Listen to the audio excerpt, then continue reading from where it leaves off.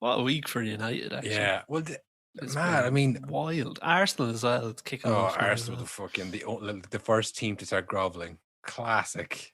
Yeah. How even the worst at this?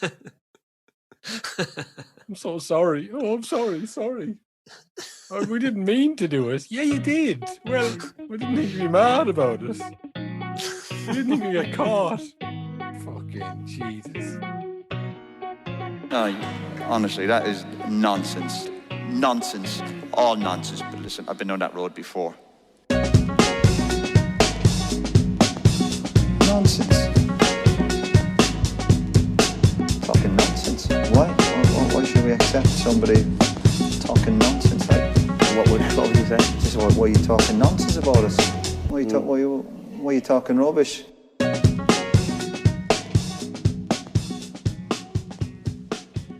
Hello and welcome to a No Nonsense podcast with Cathal and Will.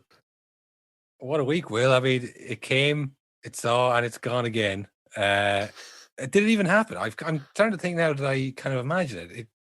It seemed like a really big deal, and then it's totally, well, it's the last kind of dying embers now. I mean, it's still Yeah. I think Bartomeu has come out today in favour of it. I mean, read the room. Do you think maybe he just hasn't had his phone on? Not Bartomeu, sorry, Laporte. I mean, we'll get into the Perez stuff later on, but I mean, that's the latest update. And this is the thing, we could have been doing a podcast every day on this. Like, literally, there was new stuff every single day. We've done our patented approach of taking a step back and waiting for other people to say smart things, and we might maybe copy them and dumb it down in a way that we can understand. So yeah, I mean, for anybody who doesn't know what we're alluding to, where have you been the last few days? There's no way anyone listening to this very, very small football podcast doesn't know what we're talking about. Except for us, in a weird way. We don't know what we're talking about. We're just kind of reporting on what's happening in the news. It's the ESL. We never asked for this. We never asked to report anything. We were to watch some football movies was the initial idea for the show. I guess these things happen organically, though. European Super League, RIP. It's gone. It's over. All the clubs pulled out. They announced it on over the weekend, was it? On Sunday nights? Yeah. Saturday, Sunday during the FA Cup. And every football fan around the world rallied against this, led by Jamie Carragher and Gary Neville and Sky Sports. Mm-hmm. And it's dead. First, it was Chelsea and City who pulled out. I think the people who needed the money the least decided this was... Yeah, the people who... Because it wasn't the whole thing that they joined last because they were like, we don't want to miss out on it. Yeah. And then they were like, for fuck's sake, we didn't even want to be in this. Now everyone hates us. There was protests outside Stamford Bridge for Chelsea's game against Brighton. Thousands of people outside chanting, and they had signs, some very creative signs. And a good slogan goes a long way. The chants were the usual level of Chelsea, Chelsea, Chelsea. This was fuck off. Fuck the Super League. That kind of general tone of we don't want this. Yeah. It does kind of feel weird, though. I mean, the whole Super League and the rejection to it. Is it just that they didn't sell it well? They couldn't fucking sell it. See, we were saying like maybe this was a ploy to get something else through or something. I was convinced money. that actually. But then as time's gone on, but then as time's gone on, like when Ed Woodward got sacked and stuff, I was like, they put literally the worst people in charge of trying to organize this. Like all of these big clubs, none of them are really like financially doing well. They're all in big debt, and a lot of it is because they're dumb. Like Real and Barca are so dumb. Is it just because you think that... So they're the people you have in charge of this business? Yeah, is it just that you think that they were in control of these super clubs, I suppose, and it's a cash cow because we're all addicted to this kind of football. Like we'll watch it, no matter what it is. Like if there is a championship game on, nothing that's on, you'll probably end up watching this. You'll bemoan how shit it is, but like you'll still watch it. Like these clubs didn't have to work that hard to get the audience coming back. You know what I mean? Like if you're trying to produce, even if it is the fucking new iPhone or whatever, you might think that's a kind of a cult classic. But if you release something that's shit, like they're not going to buy it. Like it's harder work than football, where they will just turn up forever and ever, and you just think, I'm a billionaire and I'm good at what I do, and then you're like, what about this idea? It's like, no, I don't think we should pay that much for Coutinho. Wow, you didn't need to. Don't change it. Who cares? Who cares? And then there's nothing to change, and this is the first time they've faced real kind of, okay, we have to be innovative here and think outside the box, and they've just failed miserably. They're all struggling massively. Yeah. And we were, like you were saying last time, that they were kind of leveraging the fans' emotions and just like hoping they're going to stick with it anyway, no matter what. But I think that backfired in that they forgot about all of the rest of the clubs in the league's massive emotions towards their clubs too. Yeah. Like, no one is going to fucking take just not having the big teams in the league or not being able to play in the big league. Of course, you're not going to stand for that. Like, yeah, no, I mean, everybody outside of the big clubs was obviously against it, but even the fans for the big clubs were like, we don't want this Super League, we don't want this at all. But like, I don't know, maybe I think it might just have boiled down to the relegation promotion. If they had said, definitely, well, I guess they wouldn't have done otherwise. The Champions League, like you look at say Man United this year from a business point of view, they played PSG, which is a big game, Red Star Belgrade, and who's the other team in the group? No, it was Leipzig. It was PSG, Leipzig, and Istanbul. That was it. Was it Istanbul?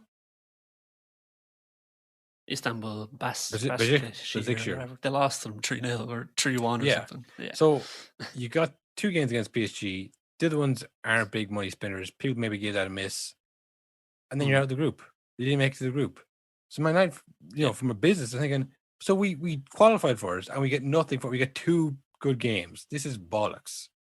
We spent loads of money to get into it, and now we're out of it just like that. And it's done over, like, say, before Christmas, after Christmas. There's a lot of variables in between that will knock you out. I think we've invested loads and we've got nothing out of this. This is not a sustainable business model. Yeah. It's like, well, it's not a business model. It's a sport. It's a competition. And like, that's the issue here. Yeah, that is the thing. So like, that was the whole, they wanted to consolidate that money. But, I mean, nothing brings football fans together more than billionaires looking stupid.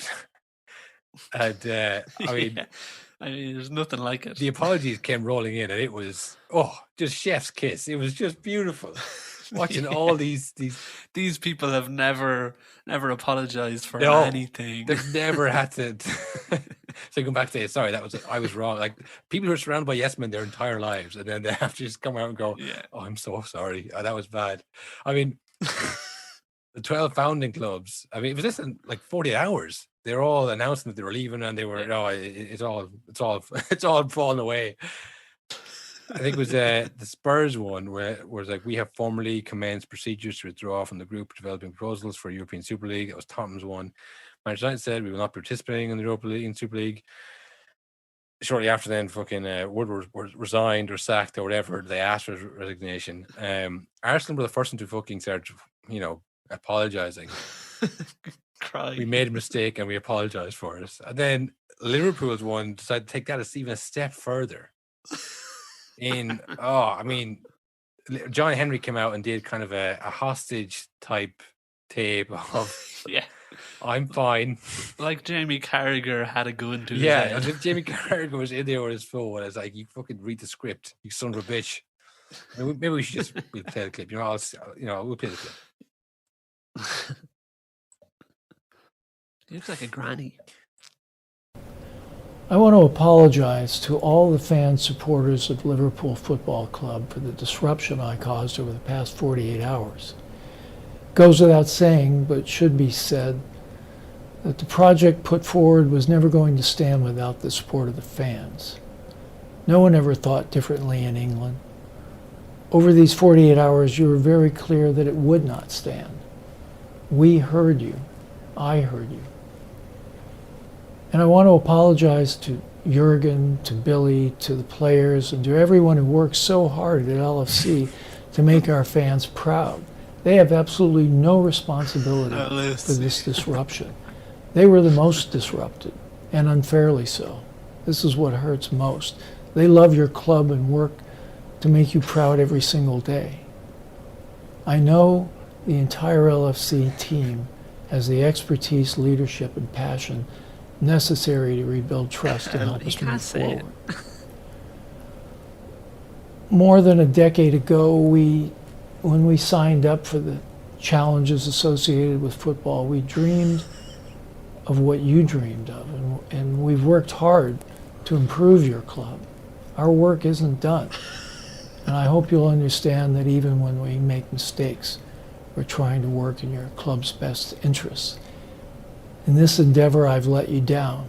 Again, I'm sorry, and I alone am responsible for the unnecessary negativity brought forward over the past couple of days. It's something I won't forget, and shows the power that fans have today and will rightly continue to have. If there's one thing this horrible pandemic has clearly shown, it's how crucial fans are to our sport and to every sport. It's shown in every empty stadium. It's been an incredibly tough year for all of us, virtually no one unaffected. It's important that the Liverpool football family remain intact, vital, and committed to what we've seen from you globally with local gestures of kindness and support. I can promise you I will do whatever I can to further that. Thanks for listening. I mean, mad. Did I lose like the point in the middle where he stops for a bit, and then it's like, is he going to go ad lib now? And he starts going, so, sorry again.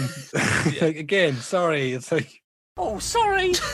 And another thing, he can't say LFC also. LFC, he says LFC baby. every time. Oh, he doesn't know. I just, it's just that, not even tone deaf. It's probably just like cultural difference, but like, no one calls it LFC. Nobody said LFC. No one, like, no one says, yeah, LFC, baby. Like, that's such an Americanism. You know what I mean? Like, don't say LFC. And then he creates like the Liverpool football family. It's like, did you just do this like on the spot? Like, should you not have asked someone? Should I say LFC? Don't say LFC.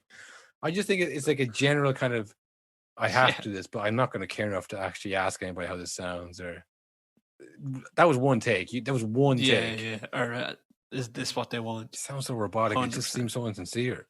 Like we were saying, it totally changed my opinion of him, because I'd never seen him or had a clue about him, and I used to think big, evil, powerful billionaire. Absolute dork, loser. I could beat him up. God, I mean, we could just we contemplated playing that over and over again, just try to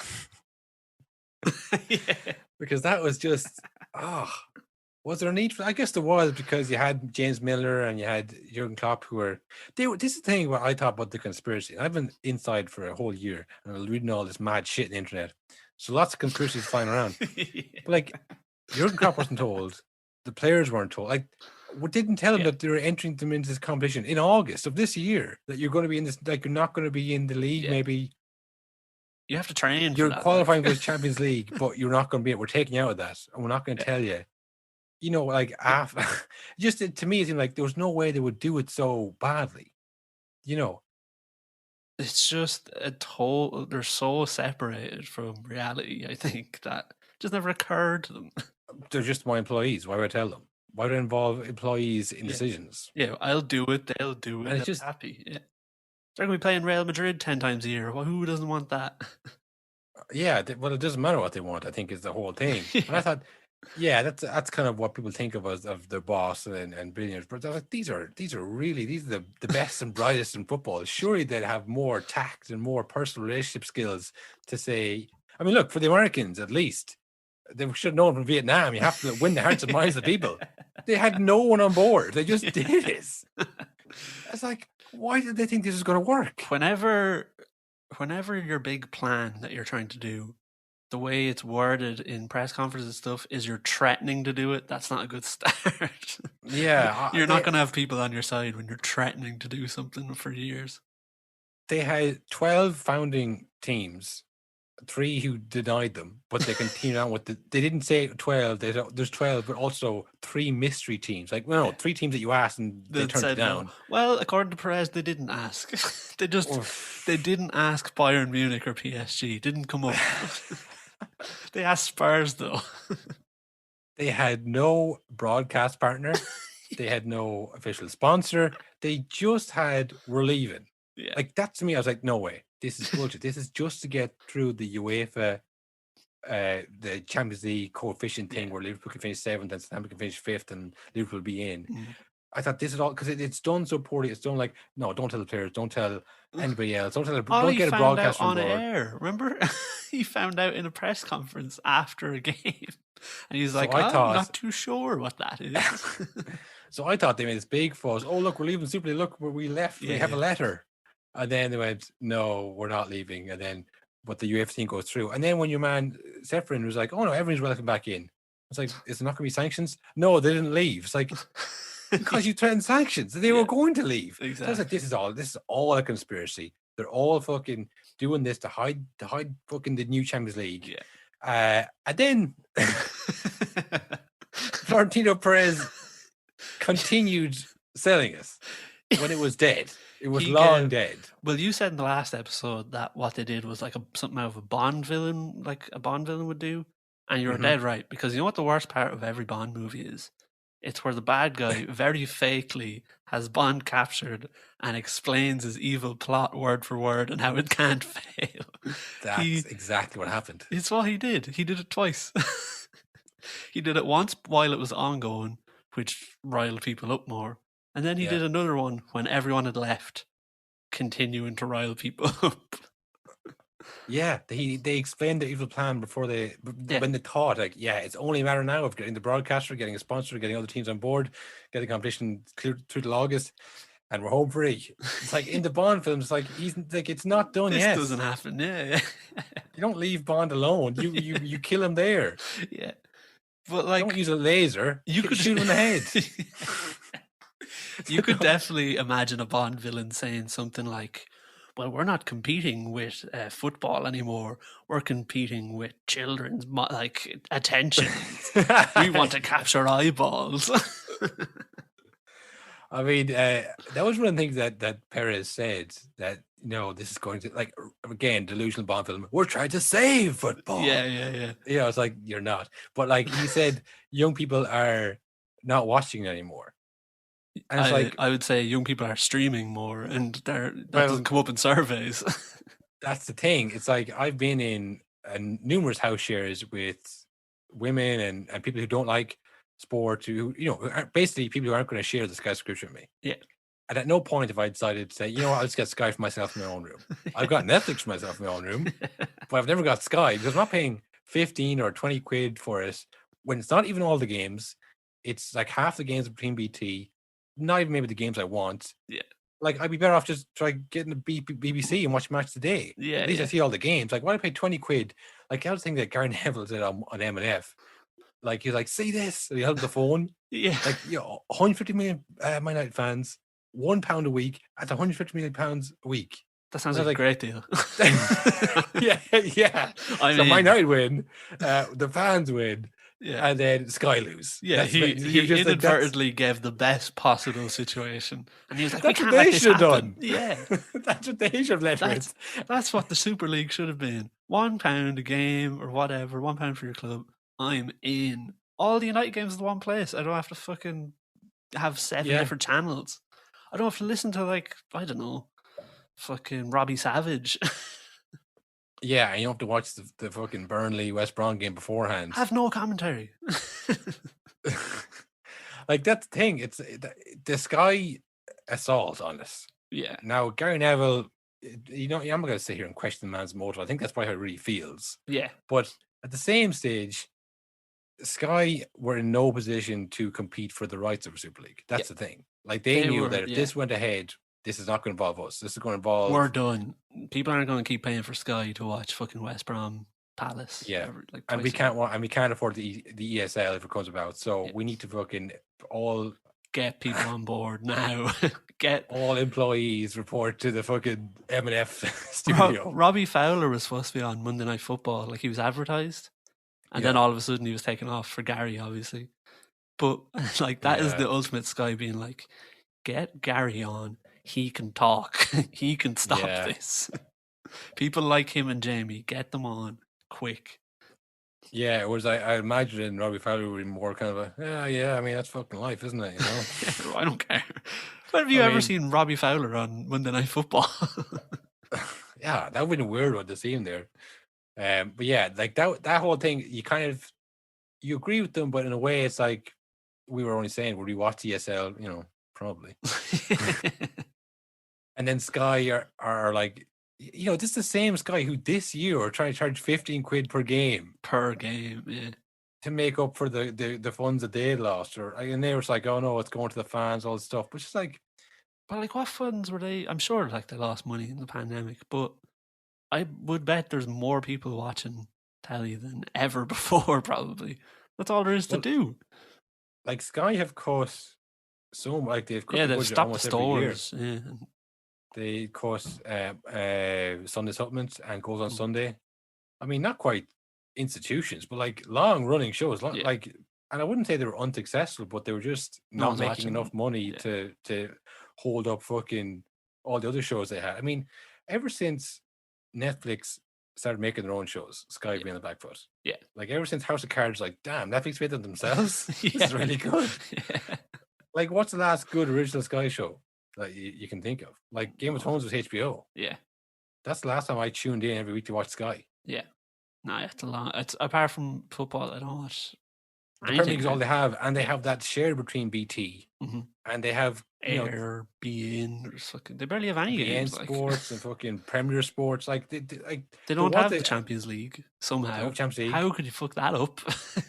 So yeah, young people aren't watching. Well, stop fucking pricing young people out of it by having an inferior product for more money. But you think back to 15 years ago, they had Champions League, they had all the Premier League, and it was a lot cheaper. Like it was a better. Like now it's just like now again. I don't know what the Scott like Perez obviously talking about the. I'm assuming other leagues and the Spanish league, Italian league as well in terms of their broadcasting. But just from a Premier League perspective, it has gotten steadily worse over the years. Yeah, and the prices kept going up. Yeah, it's like young people aren't watching. It's like while young people are struggling to buy houses and everything else. It's like why would I be buying Sky on top of everything else I can't afford? Young people don't have houses to put satellite dishes on. they watch what their parents get. And whenever it's streaming, you know, you could watch the pub, like you could, you know, like there's so many other things. So, I mean, you have some of the Perez quotes there. Yeah, I have the whole thing. He went on a rant on Monday, but like I say, on Wednesday he was still swinging. The Monday one was like, I'm part of a team of evil billionaires, and here's my rant about our plans. But the Wednesday one was, I'm the last evil billionaire left, and I'm very annoyed about it. So I'll read some quotes. There's loads here. I'll just like pick out a few that I see. Yeah. I'm quite sad and disappointed. We've been working on the Super League project for 3 years to fight against the economic problems we're going through. So first of all, what economic problems was he talking about 3 years ago? Is he talking about COVID? Yeah, well, this is it. They said, oh, this is a response to the pandemic. But that's like, you've been planning for 3 years. And also, plan this. You've been planning this. This for 3 years. This was your plan. We were laughing about the marketing. It's... Literally, you could have done it in MS Paint. There's no logo. It reminds you of now. It reminds you a bit of like, you know, in school you've been reading about the failed Irish revolutions over the last 800 years, and they'd be like trying to scrimp together like money from like local people, all covert, and trying to get like maybe if we get 6 more pikes, we might be able to take over the British Empire. I know we planned it, and then it would ultimately fail because just like we're totally underfunded. They never any chance, and it was more kind of a bravery, kind of martyrdom, if anything else. This is imagine that, but with billionaires, the best and brightest in the sport, and all the money and resources you could want, and they did it for 3 years, and they had a 1998 type revolution, and it was just to say 3 years. That's the thing. This is Perez, where it's kind of and. I suppose it's Donald Trump's legacy that you compare every babbling idiot in power to Trump. You can just say what you like. You can say anything. It just makes sense. It doesn't add up. Like he's just falling over his own lies. But if you just push on through and keep talking, no one's going to call you on it. I have more here. Yeah. The format of the Champions League is obsolete. People only care at the quarter final. Do you think that's true? I don't. I've watched all. It's the best at the quarterfinal, but that's the whole point. Is it builds to it? Yeah, I mean, same in any competition, really. Yeah. The semi-finals, the quarterfinals. Yeah, like Yeah, that's when it everything. starts to get like really, really good. What's But the I best mean, part of a movie? It's the end of it. that's the elitism of it, of like someone like a Granada or a Slavia Prague who qualified to the group stages, and they get drawn in a group with Real Madrid and Man United and somewhere else. Like, that's huge for them. Yeah. That's, if you want to talk, and they mentioned this kind of trickle down economics, which, you know, we could get into that, but essentially it's bullshit. It doesn't work. It doesn't, money trickles up. It doesn't trickle down. But, you know, that is the only thing you'd say that's huge night for them. Not even on a monetary basis, but like of the fans. That's a classic European away night for the Slavia Prague fans to go to Real Madrid and get a fucking 1-1 draw, to get a win against Man United. It's like, a historic thing. Like, and sure, they don't get out and they go to the Europa League and have a few more Europa League nights. That's what it's about. It's not about, oh, but Real Madrid to play them. God, they have to fucking pay them twice, in fact. Yeah. And sure, we made no money from it. It's like that's what you're. It's not about you. It's about everyone. About. Yeah, it's not just like about say, you. Oh no, nobody cares. Like, no, you don't care till the quarterfinals. You don't care because you know you're going to win. But like for the teams that like, it's about that one time you do like draw, but Dundalk, that one time you get a win. Dundalk were probably funded this year by being in the Europa League group stage. Like, I'd imagine that's massive for like any Irish club.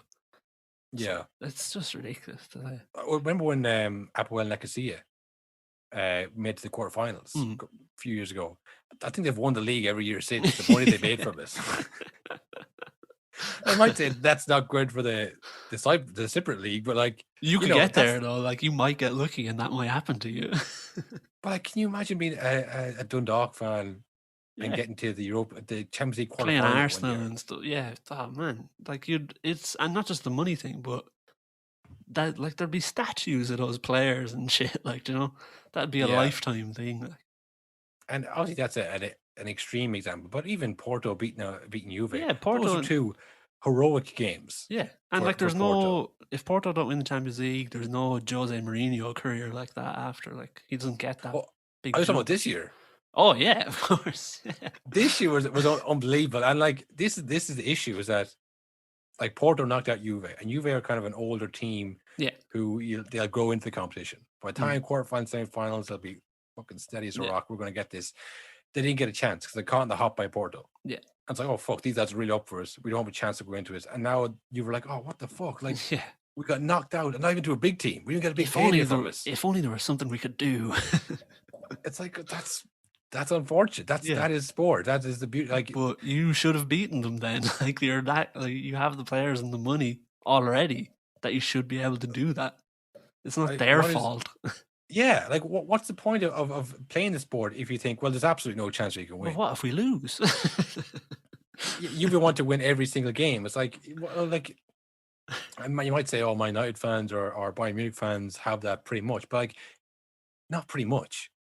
Like they still have to win it. It's like they still do lose the odd game, and like, oh, that's 1 or 2 games lost by Bayern that year. That one game that you beat Bayern, that's so sweet. That's so sweet for that team, whoever beats them. If it's Berlin or if it's Schalke, whoever it is, it's like it makes the rest of the year worthwhile sometimes. But like, think of Ollie's first few months when United beat PSG. That got him the job pretty much. Like that's an all-time United thingy. But that's a fucking last 16 means nothing game for United, really. Like they had to go through, but they lost the next round. But that's the type of, like, that was a massive game for United, and they still were like, we don't want that ever again. Yeah. And this is those talking about how great it is, as if like these things happen all the time. Like they're few and far between as it is, and like that's even too much for them. Yeah, that's even unacceptable. That we might lose sometimes to decent opposition. Crazy! I can't get my head around this not relegation type idea. This makes no sense to me. I don't know. I mean, I'll keep going here because go on. Sorry, I keep interrupting your fucking quotes. No, but I was just about to say, there's literally, I'd say there's like 100 bullet points here of things he said. And I think each one of them would get as long a reaction from the two of us. It's an insane interview. What else has he said here? Is this Monday or is it Wednesday night? This is Wednesdays. I skip Mondays because it's too much. It's too long. You went on for like an hour apparently on some TV show. Did you see though in Monday's one he forgot Tottenham were in the league? Classic. Tottenham, I'm not really that bothered about. He spelled out all the clubs and he was like, and the other guy went, Tottenham? And he went, oh, yes, of course. The Harry Kane team, as it's also known in some circles. We saw again the Harry Kane team. I have never seen such aggression from the presidents of UEFA and La Liga. It seemed planned. All the threats, insults, it was as if we had killed football.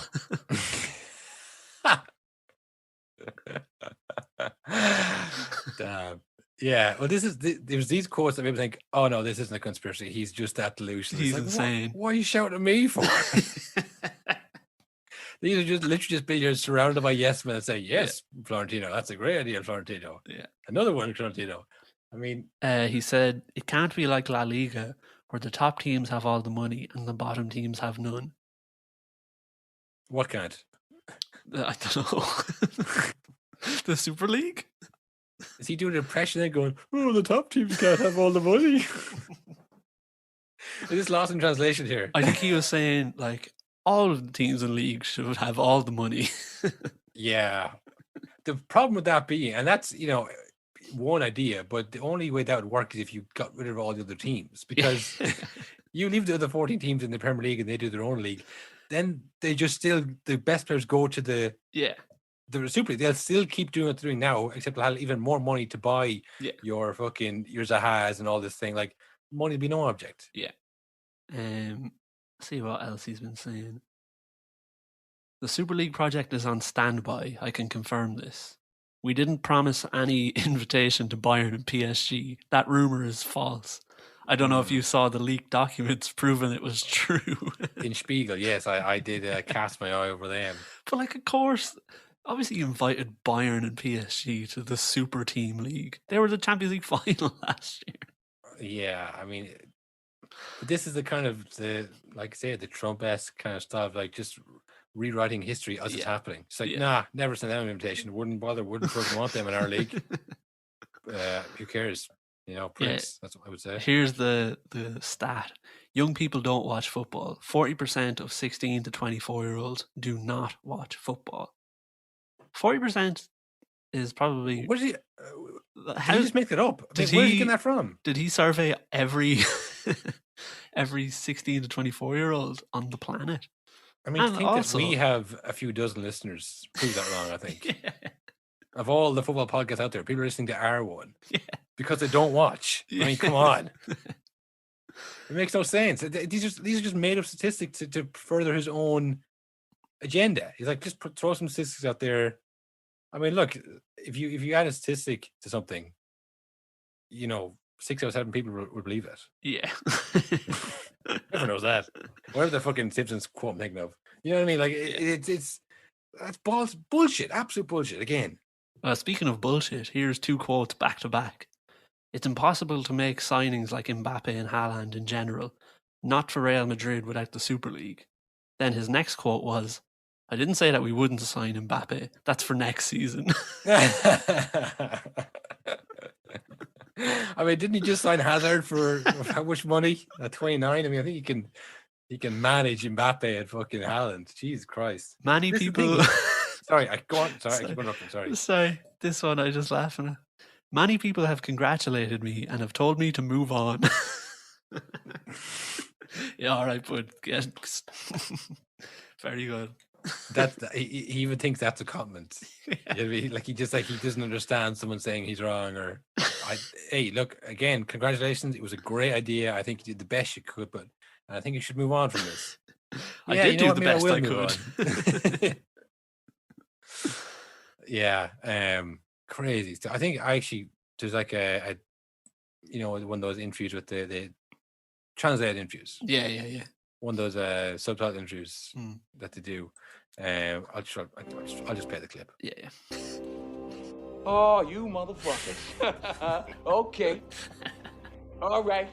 I'm putting cases on all you bitches. Huh? You think you can do this shit? Yeah! You think you can do this to me?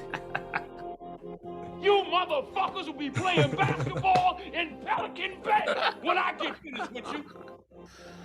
Shoe program, nigga. 23-hour lockdown. Damn, he really kind of lost it there, didn't he? Jesus, Perez. Yeah, did he drop an N-bomb in there? That's crazy. I think I think it's a little different in Spain. I think it's a little different in Spain. They got some different traditions over there. Yeah, madness. And the fact that he's still going, he still hasn't accepted defeat. And another thing.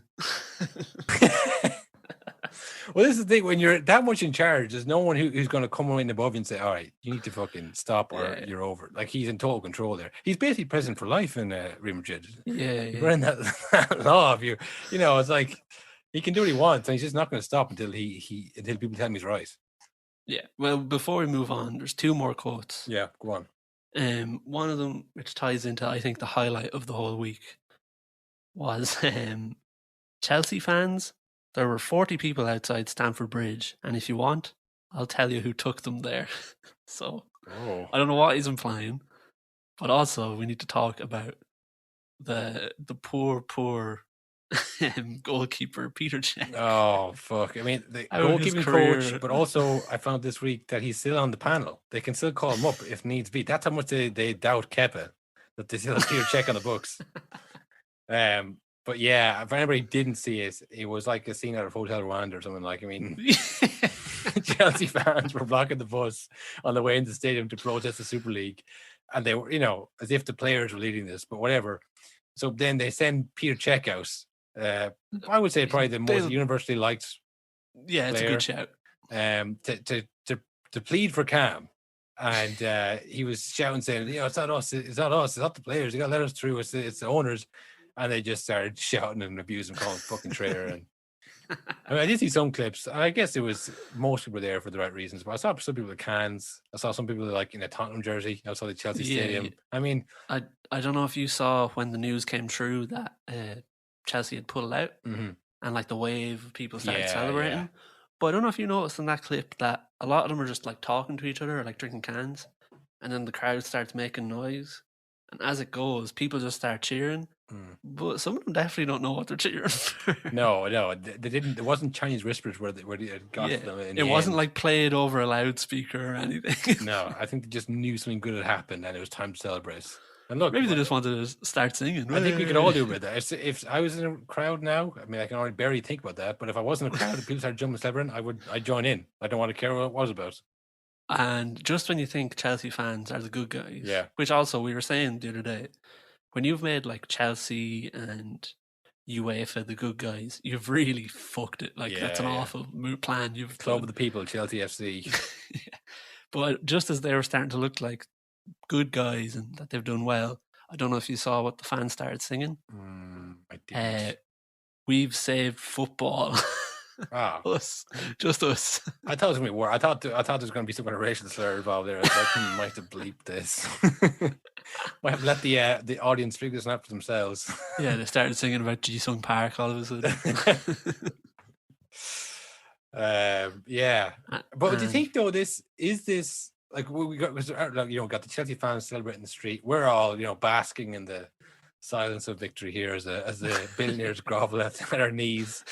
But like, do we just forget this ever happened? Just go back to normal now? See, this is the thing. On with the Champions League. Hopefully, it really does seem like they flew too close to the sun, and this kind of scared the UK government into being like, oh fuck, we're losing control of these big money things in the country. Like, we almost lost these clubs. So aren't they doing that whole fucking independent regulators and all that shit, which should see boys getting kicked out, hopefully. But that's going to take ages. Like, I mean, these things do. They take probably the next 10 years. It should be kind of the German one is that people say the 50+1 rule. But they can't bring that in. If you bring that in, you have to kick out City's owners and you have to kick out Abramovich. The UK government is not going to do that. That's like an act of war. Yeah, I don't think that 50+1 thing will work in the UK. That's something you have to bring in from the start, I would assume. You can't just bring that in now. Because then, like, boys like Palace's owner, Steve Parish, all of a sudden he loses half the club and he hasn't done anything wrong, it seems. Yeah, but this is the thing. It's like, it's the Glazers who are on top now, but say they leave and then it becomes Parish, then becomes a billionaire, then he leaves. Like, I mean, I don't think that any of them are the bottom clubs are there because they're the good guys, and they just won't. They couldn't bear to Yeah. invest billions into their team for the sake of the game. So that's they're not in the position to do so. Yeah. So I mean, I wouldn't really feel sorry for them. If this is a rule and a reform that helps the overall game, I don't think it matters for any owner, to be honest. Yeah, definitely. So I mean, yeah, the 50. This is the time to do it, though. I mean, if not now, definitely. this is when you surely face the least resistance internally. Yeah, and the pressure's on the owners already. Like, the people are already going to be in your corner to bring in whatever. Like you have fucking Kroenke signs out, Sport Arsenal, not Kroenke. You have the Glazers out for years and years now, where it's intensified to a new level over the last week. I don't know if you saw today, a group of United fans blocked the gates of Carrington, and they were on the pitch and stuff and talking to Ollie.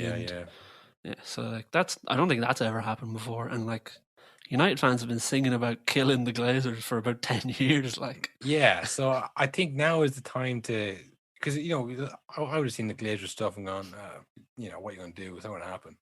What can you do? Good for you, United. Just that'll take that. I think that's what we all think when we see billionaires and stuff like that. You go, well, that's capitalism, baby. Well, what can you do? Yeah. But and then we stopped them this week. That's why you have, governing bodies. What is the point of a governing body if they have? Oh, look, we can't do anything. It's like, no, you don't want to do anything because up until now it suited you. But like, this is the time to bring in reform and say, look, we don't want, because like you stop Super League now, but like we were saying, this isn't a new idea. This has been going around for years and years. They'll come back again. Like, 100%. When they come back in 10 years with like a better, more streamlined version of it. Yeah, with relegations, maybe. Promises that seem good. And it's like, that maybe looks like a bit of a fair thing. When it's not, they'll get it through the next time. So, I think if we just leave it now and let it fester and let fucking this happen again, it will happen again. But I don't know, will they? It's a lot easier to just do nothing and make money in the short term. It always is. Well, something I thought was weird was, I think it does look like the Glazers might be starting to even think about selling, because I think if they weren't, they would have just sacked Woodward and brought in someone new. But he's there till the summer, which makes me think he might be there to kind of get things going on selling the club, because that's like his role. Like, that's how he bought the club, so it's probably good to have him for until the summer's up. But then it's the case of like, the only people that are going to be able to afford to buy Man United are going to be evil anyway. It's not going to get any better. As evil as Conor McGregor. If Conor McGregor had 10 times his money, he couldn't afford fucking United. That was a bizarre tweet, wasn't it? It's just gagging for any kind of attention. Yeah, it was a bit weird. But yeah, I don't know. I think if you don't do it now, it'll happen again. But I don't know if they will. I think it's probably just so much easier to just fucking wait till this all blows over. It'll be a news story. Champions League will be back soon. It'll all be good. But it's still good. It's a nice little victory all the same. Still nice to feel good about beating the billionaires once. Yeah, for once. This is our Champions League group stage win. Usually we're going to lose. Usually we're going to eventually all get crushed by the never-ending march of capitalism. But every now and again you get a nice little win and they have to apologize and go, let's just lap this up for a while. This is pretty good. And before we go off Perez totally, there's one last quote from him that I think it's the most disgusting thing that was said all week. Okay. Really got me going. Of all the things that happened this week, it's the worst. He said, some want a team from Turkey to be included, but the money comes from what is interesting, not from games that are of no interest to anyone. Oh. Well, now he's gone too far. Now I'm ready to protest. Yeah, us and the Guztep boys. He's talking about us. He's talking about us. He's listened to the pod. He listened to last week's scathing pod, or the other day. Yeah. And he's coming for us again. I cannot He saw the clip on Instagram. I cannot believe that for that man. Jesus. Yeah. Oh, man. Well, speaking of Guztep, maybe we might dip into some bandwagon. We missed out last week. They had 2 games. Should we explain the bandwagon wheel? It's been a while. Yeah, for any of our legacy fans, they'll know about the bandwagon wheel. But for any new markets, new customers, new listeners. The bandwagon wheel is a segment we have here on the show, where we cover a team, a random team from a country that we choose at the start of the year. We spin a wheel and we get in the bandwagon. It's a facto bandwagon wheel. So the team down this year was Gostep, a team from Eastern Turkey, plucky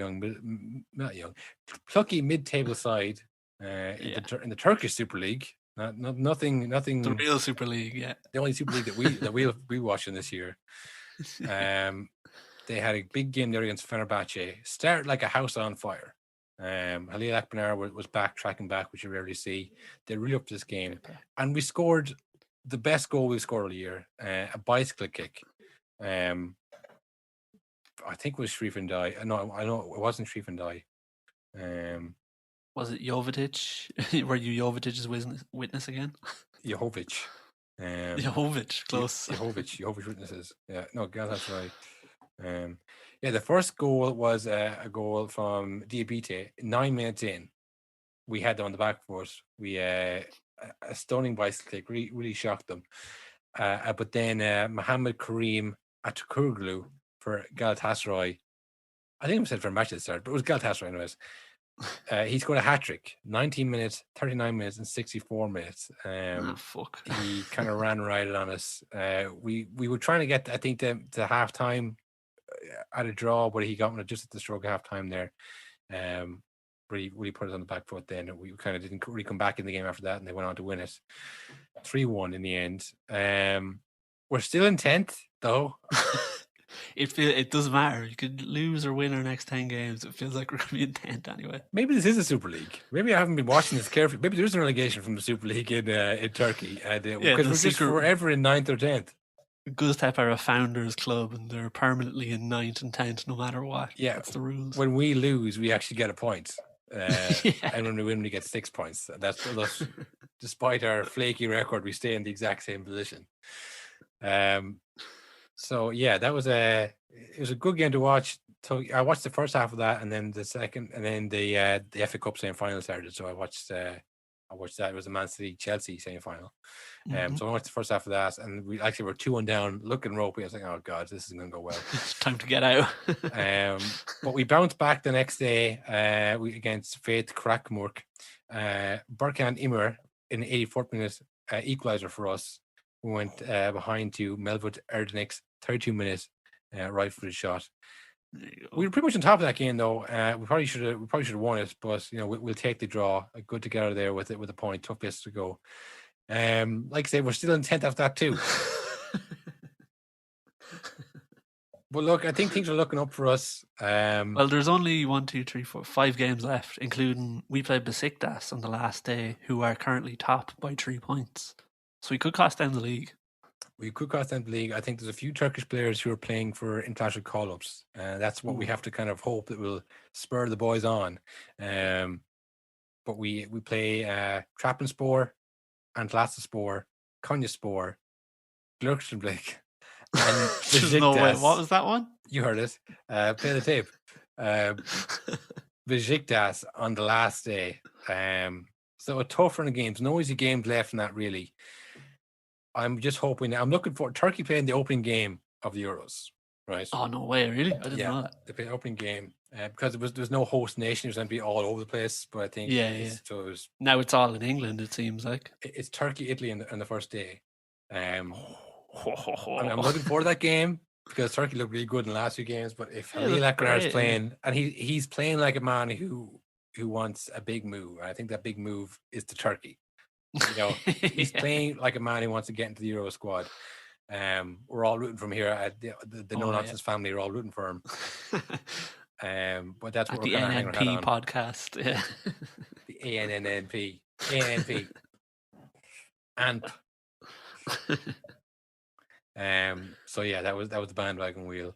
In other Premier League games, City won a tough game. Also we didn't even get to mention last time. Sorry, the cursed quadruple is over. It's not happening. Yeah, fuck. Sorry. Yeah, we didn't. Jesus Christ, we didn't.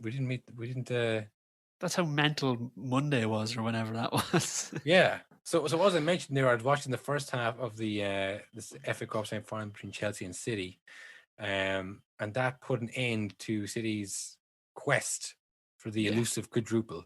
Not to be won for another year. I mean, this is a thing, and this kind of ties back into the Super League. Like, no one cares about these things till the quarterfinals, semi-finals. I mean, this is real business end of the season for City. Yeah. It can look as good as you want in the opening months and weeks of the season, but towards April, May, you've got FA Cup semi-finals, you've got Champions League semi-finals, Premier League, you're 3 games away. The pressure is really on. So to keep it all going on various fronts, I mean, it's very tough. City rested a few players against Chelsea. But it was a close game. What, 1-0 I think was the final score? Yeah, I think it was 1-0. Still don't know if Chelsea are good or bad or what's the story. Well, before the whole before the Super League incident, I was thinking City or Chelsea are looking great right now. Like, they are going to be flying. They're in the FA Cup final. They could win. City could win 2 trophies this year, being the FA Cup and Champions League. Madness. They probably, before the whole bus instance, which I'm sure is kind of not a great experience, having your own fans blocking the bus. They were going really well. City looked a bit knackered. Sterling had a poor game. Woeful game, yeah. Finishing wise. He had been playing for a bit, like they've been playing. They got so many players: Bernardo Silva, and Jesus, and Mahrez. So he hadn't been playing consistently. This was like that. The game. That game seemed like that game seemed like, as well as it went on, that it was kind of like, I'm going to play the whole 90 minutes and show you why I don't play in the rest of the games. You do whatever you want to do, Sterling. They need him to kind of have a big game there, and he really didn't show up in terms of his finishing and his end product. But like, tough results. Not good for the Euros for him as well. And he would have been fucking nailed on at the start of the season, you'd think. I think in most of the teams, he was like, Sterling, Kane, Sancho, what people are saying. Sancho then got injured. And then it was like, oh, maybe Rashford. And then it's like, oh, maybe Grealish. Maybe, one other with Sterling and Kane.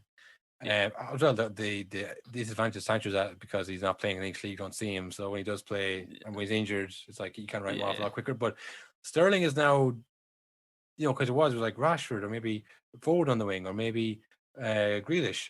But, you're playing Sterling. Now it's like, well, maybe we play Rashford and Grealish and Kane up front. So it's like we're saying about Chilwell and Luke Shaw. Timing can be everything. You can play well all season, be nailed on, and then you get injured for one game and someone else comes in. Ooh, damn. Unlucky. You had a good run, pal.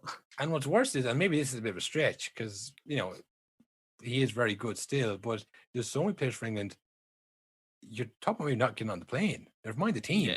Like, if Barnes and Maddison come in and start bagging goals again for Leicester, you tie in what they did earlier on the season, starting looking devoid of confidence, looking very tired, a lot of games with City. Oh, you never know. So you'd be, again, unthinkable that he would be not playing in the Euros for them, but you never know. Do you think there's now an added threat of the England players being extra riled up to win the Euros after the whole Super League thing? I don't know. It's hard to know with this England team because they do seem like they're very friendly with each other. So I don't know how this will affect them. Again, this is nothing to do with the players, unfortunately. For us as anti-England supporters. But the coaches and the managers and stuff. Like, I saw someone talking about that, the relationships will have to be rebuilt. Someone on Sky Sports was like, you have to go back to these manager meetings, with like Steve Bruce and Sam Allardyce. How are you going to look them in the eye? I was like, and the guy said, well, it wasn't the managers, it wasn't them. It's like, well, yeah, I know that, yeah. And like, he's calm himself thinking, we always use the manager like the face of the club. Yeah, they're not at all. They're way down. They're way down, and this really kind of, I think that's what people are so kind of annoyed at. It was like, it was very much these over the top figures being like, it's not the manager you think, it's you thought you had the final boss with the managers. Like, there's a final or boss. Yeah, you thought you knew what was going on. You haven't a clue. And that's what's like, oh, these people can just take away from us, and we don't even know who they are. We don't even get to see them. I've never tweeted about them once. I feel totally powerless. So, but we still think, oh yeah, the players, like, geez. So, like, Klopp was kind of annoyed at that when the Leeds had the t-shirts on. It's like that rule, though. When they left them in the dressing room, savage. Again, because we were like, yeah, take that, Liverpool Football Club. And in their minds, it's like, it was the club did it. It was like, it wasn't. It was John Henry. As he says so in his thing, it was solely me responsible. It wasn't Jurgen Klopp. So he was like, well, don't shout at me. Like, I just work here. Like, I didn't fucking raise Tesco's prices. I just stocked the shelves. Like, that's what Jurgen Klopp is. Like, he just works there. So, like, well, I was thinking, because remember in the last episode, I was saying, I don't think like if the Super League had gone ahead or whatever, I'd be supporting United. yes. But after the last few days, I still don't like the club. But now I love this team way more because like Maguire stepped up to Woodward. I think probably got him fired. It seemed. Bruno was the first player to come out against it. Rashford and Luke Shaw came out about it, and they're like big players. Yeah. So like after that, I just thought, I love this team. Like it seems like they actually care about the club more so than it was tough for the usual. players because Milner was asked post game about this. Yeah, after a game they drew as well, wasn't it? Yeah, and then you're asked about this Super League, and he's like, "Don't like it, don't want it to happen." Yeah, like, yeah, he like bigger things. He doesn't know how it's going to go. So, like, if he's like, "Oh, actually, we're on board with this. It's happening, Milner," and what? I don't actually like those comments you made, so you're not coming back. And in fact, no one clubs. I'm going to blacklist you from all of the clubs. Your career's finished. So, like, to be asked post game to like, "Oh yeah, tell me what someone who you never spoke to thinks." You represent them, and like all the players had to stand up and say, what they think. Like, fucking Ryan Mason, 29. Congratulations, Ryan Mason. You're the manager of Tottenham. And then it's like, okay, first order of business. What do you think about the Super League? What do you think about your like to put him on the face of it, like it's like I feel sorry for all those players and managers had to put up with any shit like that. They have to, come out like we all about Peter Cech. It's funny, but in a way, like Peter Cech's mind's like, man, like why am I having to? Why are they calling me a traitor? This wasn't me. Where is Roman? Yeah, Roman's on his yacht watching this unfold. He's like, oh, hit you, Peter Cech right now. What a dork! Thanks for all the trophies, Peter. Now get out on that bus. I just because they're not men of the people.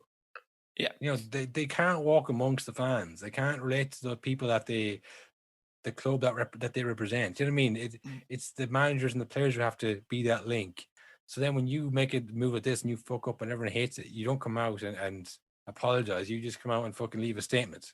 You let the players and the managers answer the questions. Like it's so fucking wrong. Like 100%.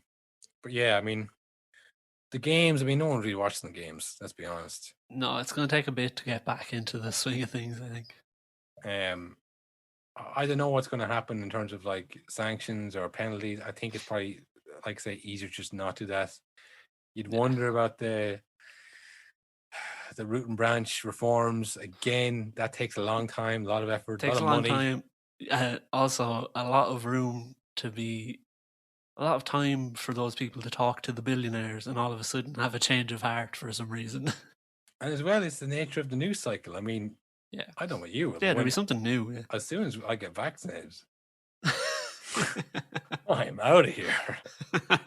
No, not the podcast. I mean, like the fucking, like, I'm not be caring about what's on Sky Sports News. Yeah, exactly. Like this is not going to happen overnight. This is going to, like, by the end of the year when we're all vaccinated, and you're like still in this room with Roman Abramovich and his 15 high-priced lawyers. You're gonna want this to wrap up pretty quickly. Fighting the corner for the people who aren't even there anymore. Like, fuck, this is these guys are good.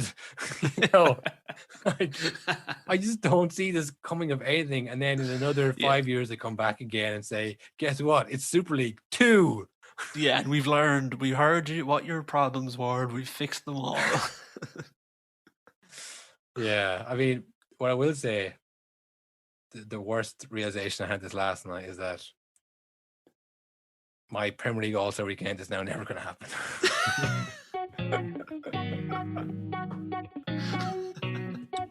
They're never going to come together in harmony again. An Americanized idea. Honestly, that is nonsense. Nonsense. All nonsense. But listen, I've been on that road before.